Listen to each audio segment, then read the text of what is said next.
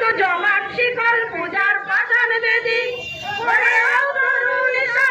বাজার তোর প্রলয় বিষাণ ধ্বংস নিশান পুরুষ প্রাচীর প্রাচীর ভেদি কারা রইল কপাট ভেঙে ফেল রক্ত জমাট শিকল পূজার পাষাণ বেদি গাজনের বাজনা বাজা কে মালিক কে সে রাজা গাজনের বাজনা বাজা কে মালিক কে সে রাজা কে দেয় সাজা মুক্ত স্বাধীন সত্য কেড়ে কে দেয় সাজা মুক্ত স্বাধীন সত্য কেড়ে হা হা হা পায়রে হাসি ভগবান করবে ফাঁসি সর্বনাশী শেখায় হীন তথ্য কেড়ে কারা রইল কপাট ভেঙে ফেল কর রেলোপাট রক্ত জমাট শিকল পূজার পাষাণ বেদি ওরে ও পাগলা ভোলা দেরে দে প্রলয় দোলা ওরে ও পাগলা ভোলা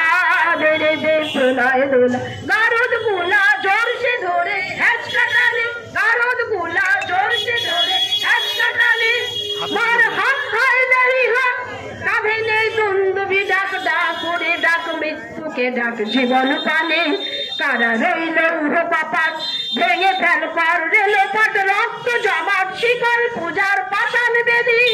নাচে ওই কাল বসে কি কাটাবি কাল বসে কি বলি হতে হয়েছিল ডাক্তারকে কিন্তু নৃশংসভাবে মর্মান্তিক ভাবে খুন করেছিল। আপনারা সকলেই জানেন, পত্র পত্রিকায় সর্বত্র পরিষ্কার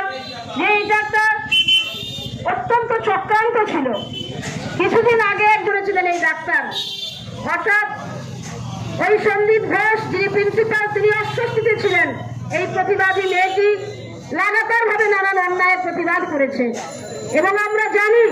ভেতরের কোনো খবর সে জেনে ফেলেছিল এবং রেকর্ডিং করেছিল, যার জন্য তাকে পরিকল্পনা মাফিক অত্যন্ত এই তদন্তকেও বিপথে চালিত করেছে এবং বিচারকেও তারা সেই বিচারহীনতার 1 বছর আজকে পূর্তি হচ্ছে। নিঃস্বার্থভাবে নির্ভীকভাবে এই আন্দোলন সেই West Bengal junior doctors forum college square থেকে শ্যামবাজার পর্যন্ত আমরা এখানে বারাসাতেও তাই প্রতিবাদ আমরা ধ্বনিত করতে হচ্ছে।